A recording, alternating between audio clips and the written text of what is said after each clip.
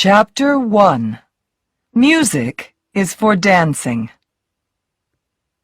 One day, in a big house in Brussels, Belgium, a man took his daughter in his arms. Little Audrey Hepburn looked up and saw some beautiful lights above her. They were as white as snow. She remembered those lights all her life. She always loved the color white. She saw white and remembered her father. Then she felt safe and warm. Audrey Kathleen van Hemstra Hepburn Ruston was born in Brussels on May 4th, 1929. Her mother, Baroness Ella van Hemstra, was Dutch. Her father, Joseph, was half English, half Irish. He worked for many companies and made a lot of money. Young Audrey enjoyed reading and loved animals and birds. But her greatest love was music. "What's music?" Audrey asked her mother one day. "It's for dancing," her mother answered. Audrey wanted to be a dancer, but she was unhappy. "I'm too fat," she thought. "Dancers are thin and pretty, but my face is too round, and my legs are too big." Her parents were unhappy too. They often fought. One night, her mother and father had a big fight. When Audrey woke up the next morning, her father was not there. Audrey cried for days. Her mother took her to England. At school, Audrey was different from the other girls.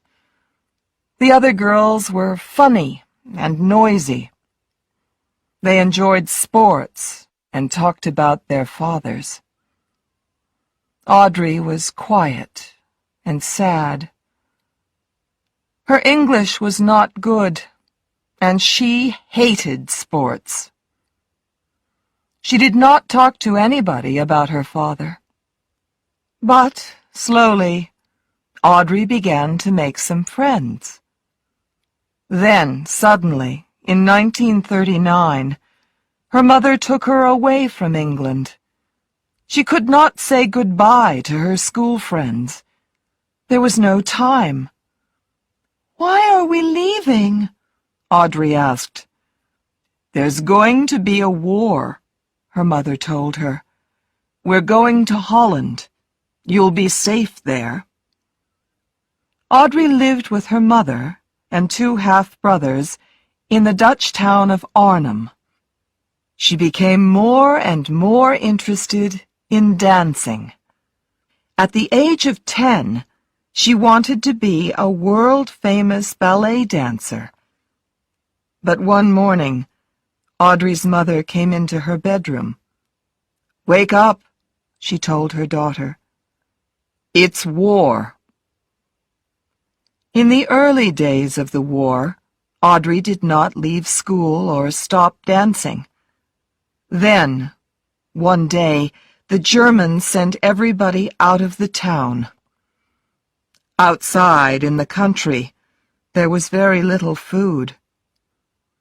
Audrey and her family had to dig vegetables in the winter from the hard ground. When the war finished, Audrey was very thin and weak. People from the United Nations came to Arnhem and gave the children milk, sugar, and chocolate. Audrey never forgot them. Chapter 2. A Little Sun in Her Eyes. Audrey and her mother moved to Amsterdam after the war. Her mother became a cook. She was not rich, but she paid for Audrey's dancing lessons. Audrey had the best dancing teacher in Holland. Then, when she was 17, she had a small part in a travel movie. The director loved her happy face. He said, "A little sun is shining in her eyes." In 1948, Audrey and her mother moved to London. Her mother worked in a flower store. Friends gave them some money, and Audrey went to the Ballet Rambert. This was the most important ballet school in London. Audrey worked hard at her dancing. She had no time for boyfriends, but one day the ballet school told her, "I'm sorry, but you'll never be a famous dancer. You're too tall." Audrey was sad.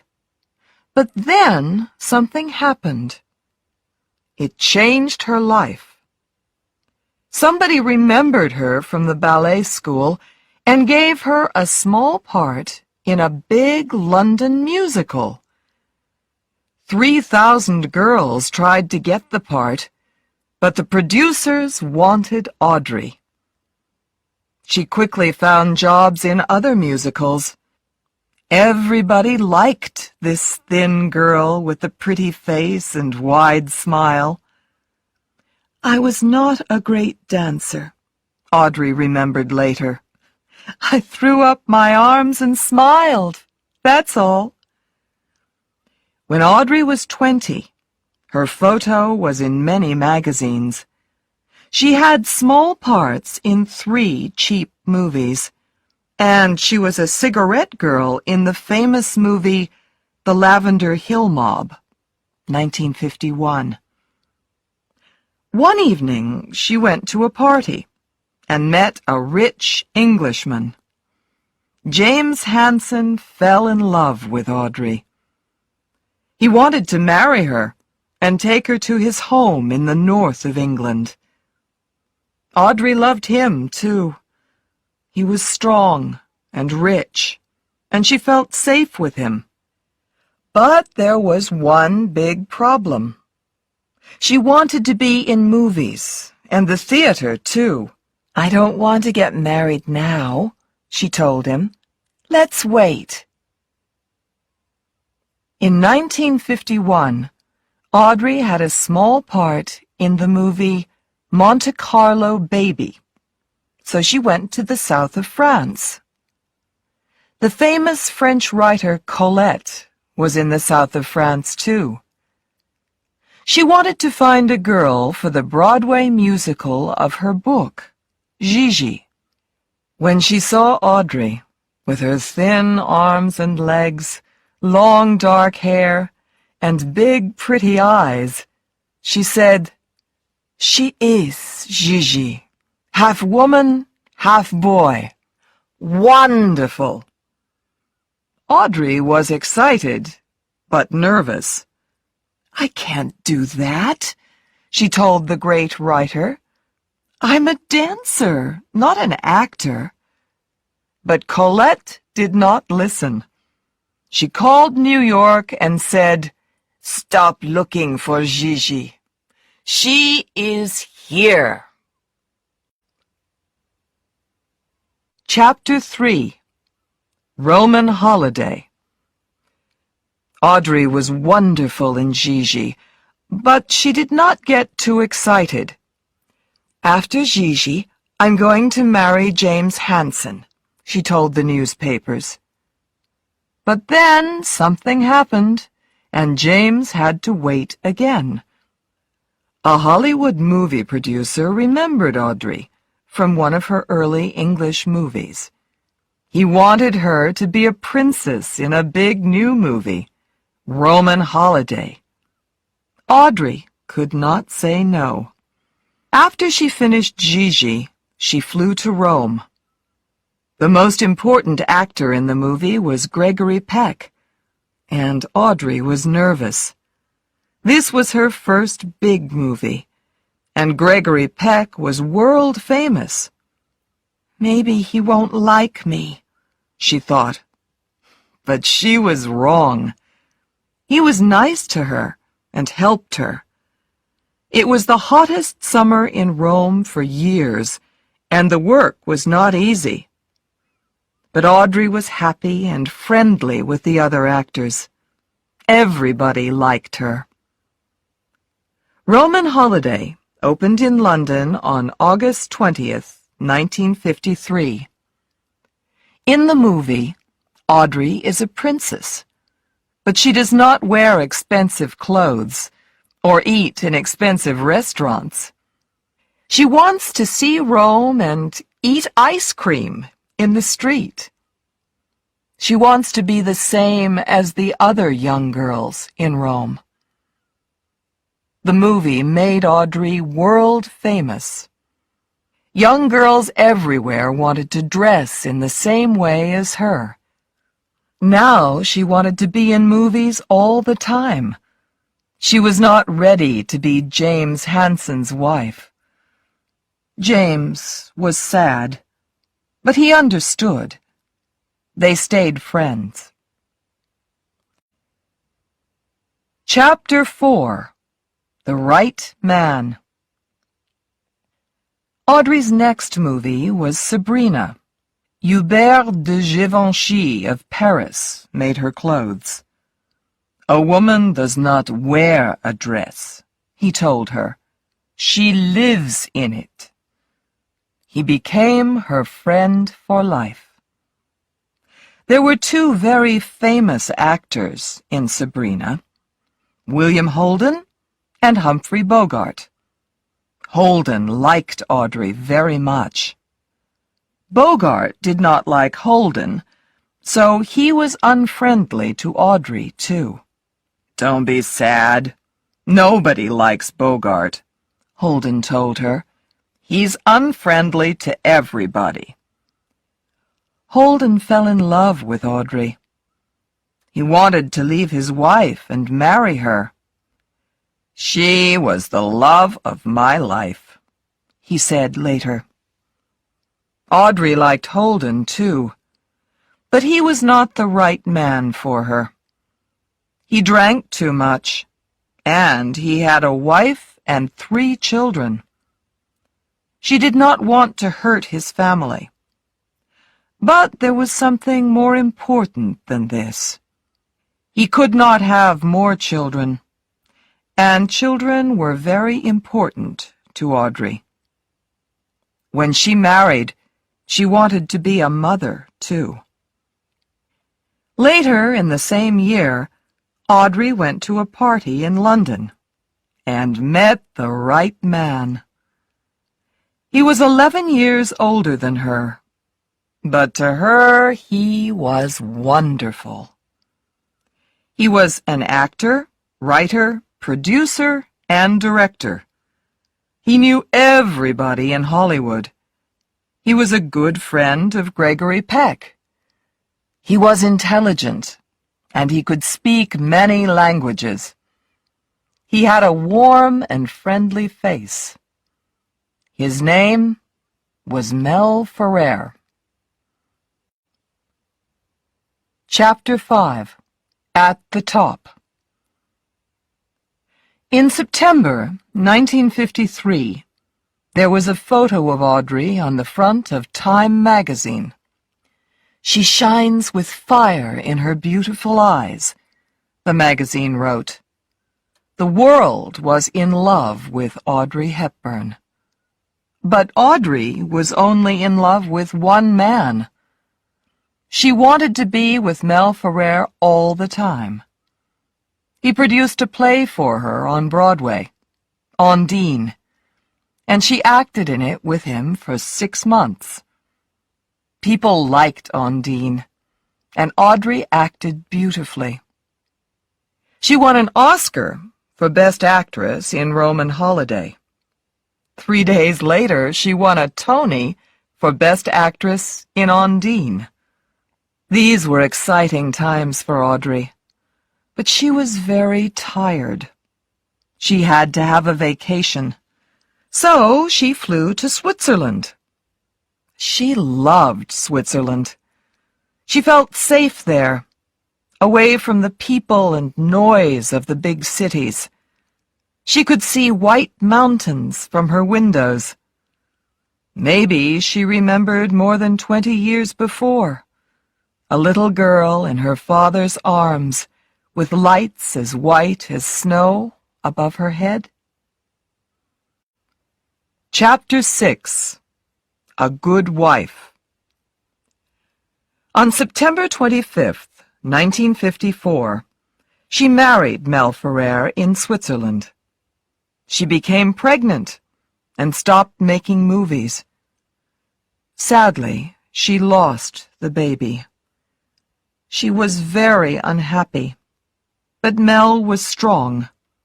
He loved her and was very nice to her. After that, she wanted to be in movies with her husband. She acted with him in War and Peace, 1955.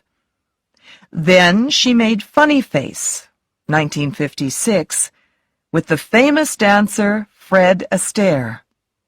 Mel was not in this movie, but he was near her, in Paris. Audrey enjoyed dancing with Fred Astaire. It was a happy musical with beautiful clothes by Givenchy. In 1956, Audrey made another movie in Paris, Love in the Afternoon, with Gary Cooper. This time, Mel could not be near her. He was in the United States, so he sent her a new friend, a little dog. Audrey loved the dog. She took him everywhere and gave him the name Mr. Famous. The next year, 1957, Audrey did not make any movies. Mel worked in Spain and Mexico, and Audrey went with him. She cooked for him and helped him with his work. A lot of people in Hollywood were angry with Mel and did not like him. To them, he was her boss more than her husband. They wanted more movies with Audrey in them. But Audrey was happy. It was, maybe, the happiest time of her married life. She had no telephone. She was away from everybody and near Mel. This was important to her. Because next year, she thought, I'm going to work in Africa without him. Chapter 7. I Won't Be Stupid Again. Audrey went to Africa in January 1958 with her dog and began work on The Nun's Story. It was very different from her other movies. There was no love story, no music, there were no funny conversations, and no Givenchy clothes. In the movie, Audrey was a nun, Sister Luke, and she had to wear nun's clothes. The camera could only see her mouth and eyes, but she was more than a pretty face. She was a great actress, too, and people loved her. But great actresses sometimes make mistakes. When Audrey came back to the United States, she was a bird girl in Green Mansions. It was her worst movie. People laughed at it, and this made Audrey sad. She was sad because she made the movie for love. Mel was the director, and he never directed a Hollywood movie again. This was a bad time for Audrey. After Green Mansions, she became pregnant again. Mel wanted her to stay at home, but she went to Mexico. In the middle of the movie The Unforgiven, she had an accident. She fell off a horse and lost her baby for the second time. Mel was nice to her, and Audrey felt very bad. "I'm sorry," she said to him. "I won't be stupid again." Some time later, Alfred Hitchcock, the famous director, wanted Audrey to be in his next movie, a big, expensive Hollywood movie. He sent her the story, and she read it. "What do you think?" Hitchcock asked. "Will you do it?" "I'm sorry," Audrey told him. "I don't like the story. It's not for me." Hitchcock was very angry with her. He made a different, cheap, black-and-white movie with no world-famous actors. "This will be a bad movie," he thought angrily.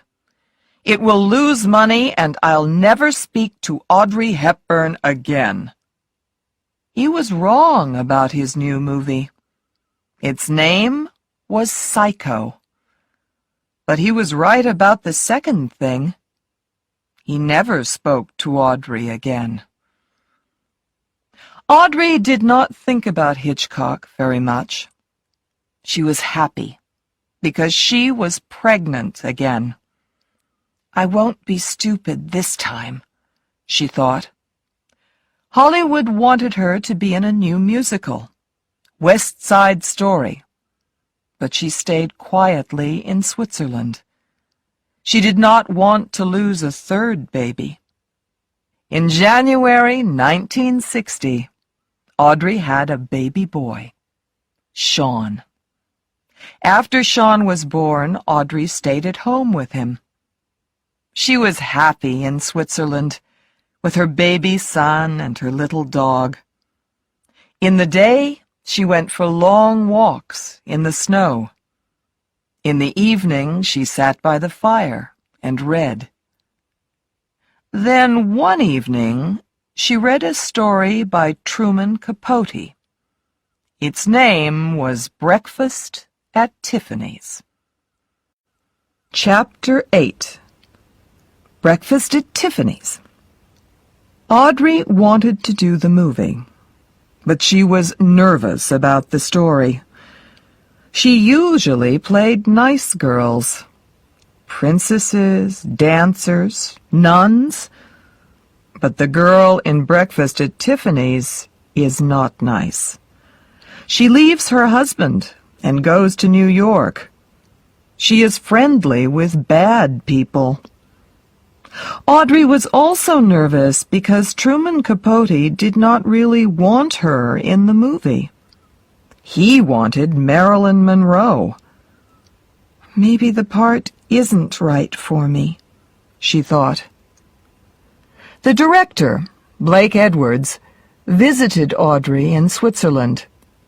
"It is the right part for you," he told her. "You're one of the 5 biggest actresses in the world. You can do anything. It's time to do something different and dangerous. Yes, Holly's a bad girl, but behind her expensive clothes and dark glasses, she's only a child." Audrey made Breakfast at Tiffany's in New York, and it came to the movie theaters in 1961. She's a European princess. She can't act the part of a poor American horse doctor's wife, some people said. But most people liked the movie very much. In her dark glasses and Givenchy clothes, Audrey was beautiful, crazy, and funny. And they loved her when she sadly sang Moon River at her bedroom window. Chapter 9. Sad Times. Audrey began to have problems after Breakfast at Tiffany's. Mel was not happy. Audrey's becoming more and more famous, he thought. Maybe she doesn't love me. Audrey had other problems, too. She was a school teacher in The Loudest Whisper with Shirley MacLaine, but the movie was not successful. It was boring, people thought. One day her dog, Mr. Famous, ran into the road. A car hit him, and he died. Then, in 1962, she made a very bad movie. Paris When It Sizzles. William Holden was also in the movie. He fell in love with Audrey and Sabrina, and he was in love with her 10 years later. He could not forget her, and he drank. In the evenings, Audrey often went to dinner with her old friend Givenchy. She told him about Mr. Famous and her problems with William Holden. "But there's something worse than that," she said sadly. "Things are not good with Mel and me." After Paris When It Sizzles, Audrey became happier. She made Charade with Cary Grant, and this was a better movie. It was beautiful and intelligent, funny and exciting. Maybe, she thought, the bad times are at an end. One day, in the winter of 1962, Audrey was at home in Switzerland with her 2-year-old son. Suddenly, she heard the telephone. Audrey answered it. "Are you sitting down?" somebody said from Hollywood. "You are going to be Eliza Doolittle in My Fair Lady." Chapter 10. My Fair Lady. My Fair Lady opened on Broadway in 1956. Rex Harrison was Higgins, and Julie Andrews was Eliza Doolittle. It became the most successful theater musical of all time. Everybody wanted to see the same actors in the movie, but Jack Warner, the producer, had other ideas. He was happy with Rex Harrison, but he wanted a more famous actress for Eliza. He wanted Audrey Hepburn. In the beginning, Rex Harrison was very unfriendly to Audrey, because Julie Andrews was not in the movie. He was also unhappy about money. "Why are you paying Audrey $1 million?" he asked the producers angrily. "My part is more important, but you're only paying me $250,000. Audrey found an answer to this problem. She bought Rex a red bike, and they became good friends. But she could not buy red bikes for everybody. The newspapers also wanted to see Julie Andrews in the movie. Audrey felt sorry for Julie. "But what can I do?" she thought. "The producers want me, and I really want to be Eliza. I can't say no." Work began in August 1963, and it was not an easy time for Audrey. She had to have singing lessons because she could not sing as well as Julie Andrews. One day, the director said, "I'm sorry, Audrey. We'll have to use a different singer." After this, she was difficult with everybody. She shouted at Mel when he visited her. Everybody on the movie heard their fights. Sometimes, in front of the cameras, she started to cry. My Fair Lady came to the movie theaters in October 1964. The newspapers did not like Audrey's acting in the first half of the movie, but they liked her more in the second half.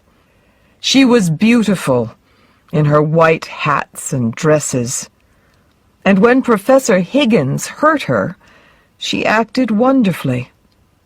You could really feel it when she was angry. My Fair Lady won 8 Oscars, but Audrey did not win one. Hollywood felt sorry for Julie Andrews and gave her the Oscar for her part in the Disney musical Mary Poppins. Chapter 11. A Family Home. Audrey left Hollywood as quickly as possible. She wanted to be near Mel, so she moved to Spain with him for 8 months. She wanted to be happy again, and to stop fighting. She remembered when she was a child. Her father left her when she was 6 years old. Now her son, Sean, was the same age, and she did not want him to lose his father. She then bought a house in a small town in the French part of Switzerland.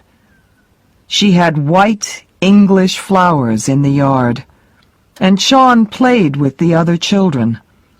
For a short time, in 1965, Audrey and Mel were happy again. Audrey made a successful movie with Peter O'Toole, How to Steal a Million. After that movie, young women everywhere wore the same big white sunglasses and short white skirts. In 1966, she made Two for the Road. This was a movie about the problems of married life. Audrey was very good in this movie, but it was more successful in Europe than in the United States. The most important actor in the movie was Albert Finney. He was younger than Audrey, and she liked him very much. She went drinking and dancing with him in the evening, and had a wonderful time. In 1967, things started to go wrong again.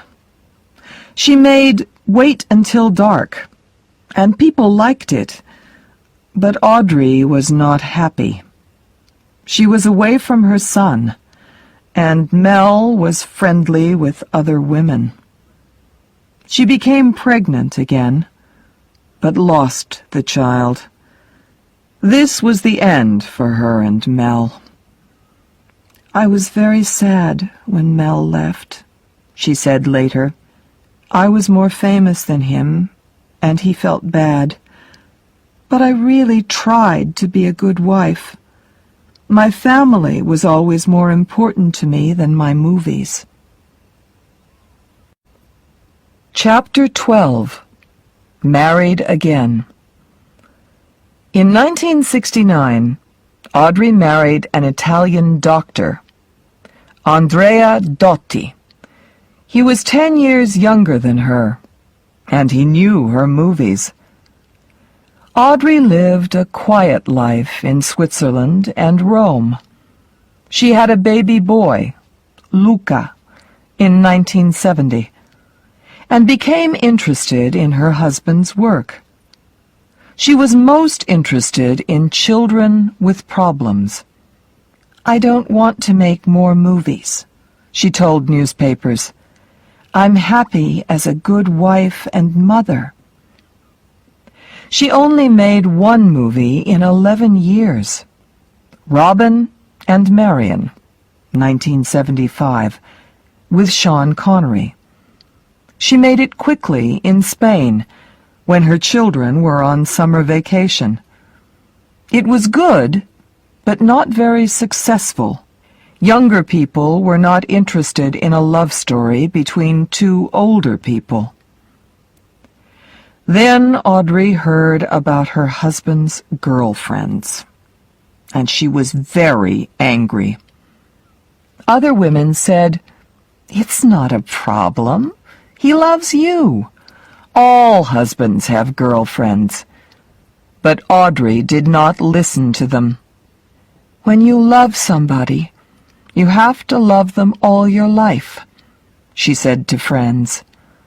She left Doti in 1979. Chapter 13. A Beautiful New Angel. Audrey only made 2 or 3 more movies, and they were not very good. She made them for the money. When she became older, she wanted to do something more important with her life. She remembered her early years at the end of the war, when she was poor and hungry. Now she wanted to help poor and hungry children too. She started to work for the United Nations. With her new friend, Robert Wolders, she visited the poorest and most dangerous countries in the world. The world-famous actress in Givenchy clothes now worked with hungry children in Africa. She stayed in small towns with no water and visited sick children in dirty old hospitals. When she was at home, she talked on television about her work. She had a small part in one more movie. She was an angel in Steven Spielberg's Always. Audrey's last words in the movie are, "Do things for others." In 1992, she traveled to Africa for the last time. When she came back, she was very sick. She got better for a short time, and her old friends Elizabeth Taylor and Gregory Peck visited her. But then she became very sick again, and the doctors could not help her. She left hospital and went back to her house in Switzerland. She wanted to see the snow on the mountains again before she died. There were white flowers everywhere inside the house. Her friend Givenchy sent them from Paris. Audrey had one last quiet Christmas with her family. Before they carried her upstairs to bed, she looked at everybody. "This was the best Christmas of my life," she said. On January 20th, 1993, Audrey Hepburn died. She was 64. Mel Ferrer and Andrea Dotti came to the church near her house and said goodbye. Elizabeth Taylor said, "God has a beautiful new angel now." The ground outside the church was white with snow and flowers.